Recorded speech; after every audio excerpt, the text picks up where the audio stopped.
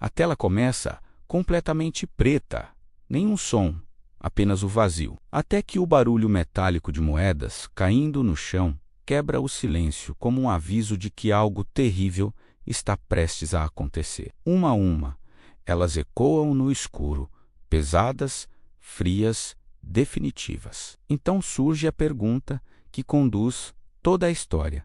Como um homem que andava todos os dias ao lado de Jesus se tornou o maior símbolo de traição de todos os tempos? A câmera revela ruas antigas de Jerusalém iluminadas por tochas, passos apressados, sombras nas paredes e no meio delas está Judas. Não como vilão, mas como discípulo, escolhido entre 12, alguém que viu milagres com os próprios olhos. Ele presenciou cegos enxergarem, leprosos serem curados, multidões sendo alimentadas do nada. Ele não era um estranho, era íntimo. E talvez seja isso que torna tudo ainda mais assustador, porque a maior traição da história não veio de um inimigo, veio de alguém que estava perto demais, alguém que conhecia cada palavra, cada gesto, cada fraqueza. O tempo volta alguns anos para o início de tudo, quando Judas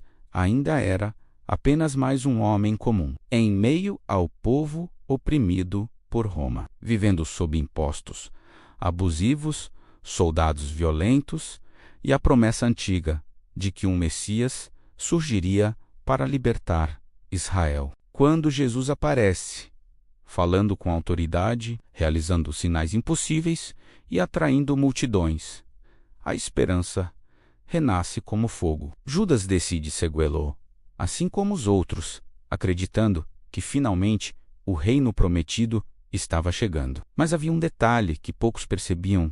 Enquanto o povo esperava a guerra, Jesus falava de perdão. Enquanto esperavam espadas, ele pregava amor aos inimigos. A cada sermão sobre humildade e sofrimento, algo dentro de Judas começava a se confundir. Talvez ele esperasse um líder político, um rei conquistador, alguém que derrubasse Roma. Só que, em vez disso, recebia parábolas e ensinamentos sobre servir, e a frustração silenciosa começava a crescer como rachaduras invisíveis em um vidro prestes a estourar. Com o passar dos meses, Judas assume uma função específica no grupo.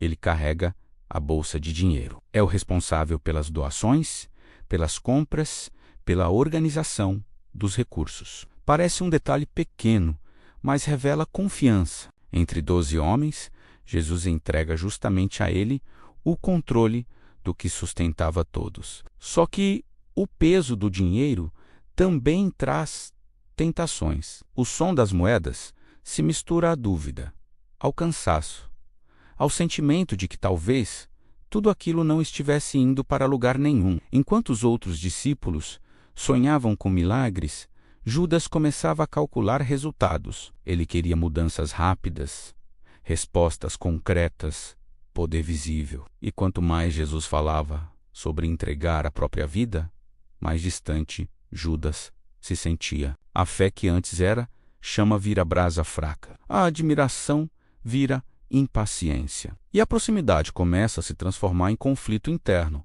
daqueles que ninguém percebe, mas que crescem no escuro até se tornarem decisões irreversíveis. Então a história entra na semana mais tensa de todas. Jerusalém lotada para a Páscoa, ruas cheias, clima político explosivo, líderes religiosos irritados com a popularidade de Jesus.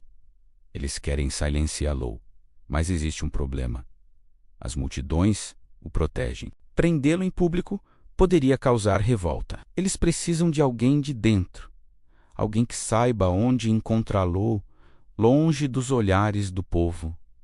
E é nesse momento que Judas aparece. A câmera acompanha seus passos atravessando corredores escuros do templo, rostos sérios, observando, portas se fechando atrás dele. A proposta é direta, fria, sem emoção: 30 moedas de prata, o preço comum de um escravo, o valor de uma vida. Não há gritos, Não há discussão longa, só o tilintar do metal sendo colocado em suas mãos. Nesse instante, a tensão atinge o máximo, porque não é apenas uma venda, é a escolha de trair alguém que confiou nele. E mesmo assim, ele aceita.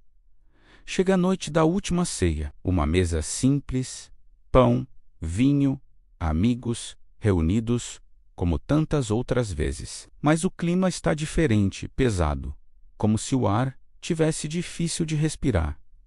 Jesus fala que um deles vai traí-lo. O silêncio domina o ambiente. Um a um, os discípulos perguntam se são eles. Judas também pergunta, tentando manter a aparência, tentando esconder o caos que já decidiu dentro dele. A câmera foca em olhares, mãos trêmulas, respirações curtas. Jesus entrega um pedaço de pão a Judas, um gesto de proximidade, quase de amizade, como se ainda houvesse tempo para voltar atrás. Mas ele se levanta e sai, e o texto diz algo simples e perturbador.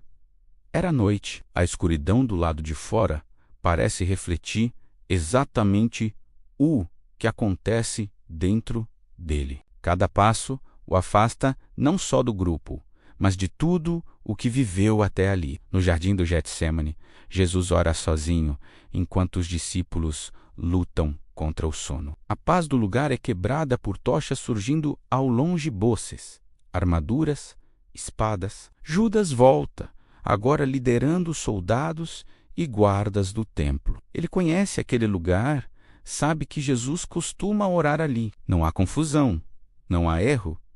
É tudo calculado. O sinal, combinado, é cruel pela simplicidade.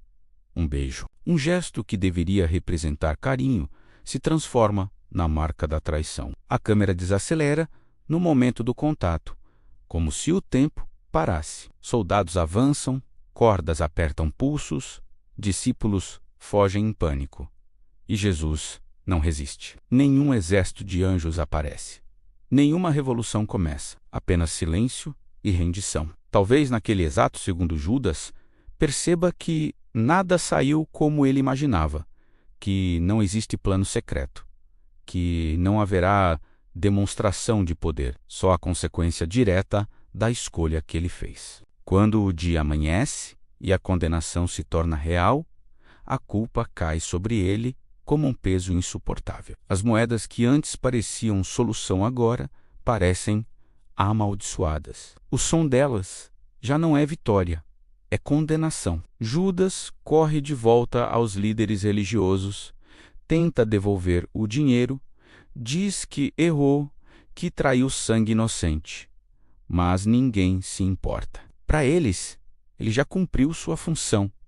O desespero toma conta. A narrativa desacelera, mostrando ruas vazias, respiração ofegante, pensamentos girando sem parar. Não existe mais grupo, não existe mais mestre, não existe mais propósito.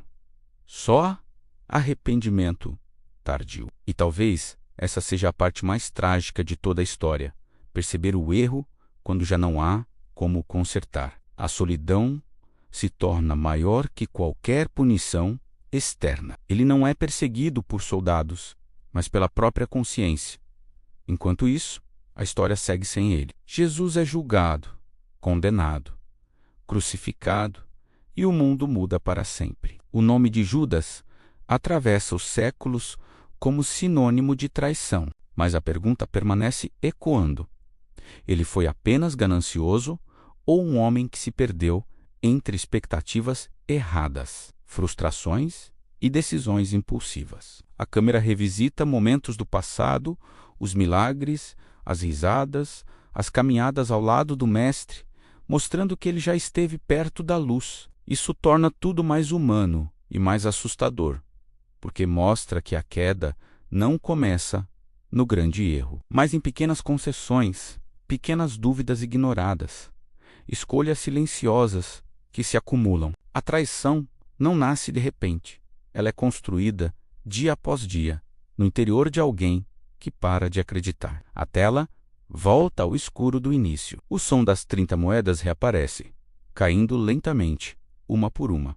como se marcassem o tempo que não volta mais. A narração encerra lembrando que essa não é apenas uma história antiga, mas um alerta atemporal sobre confiança, ambição e consequências. Porque às vezes o maior perigo não está nos inimigos declarados, mas nas decisões tomadas no silêncio do próprio coração. Enquanto a última moeda toca o chão, tudo fica preto outra vez, deixando no ar a sensação inquietante de que algumas escolhas, depois de feitas, mudam a história para sempre.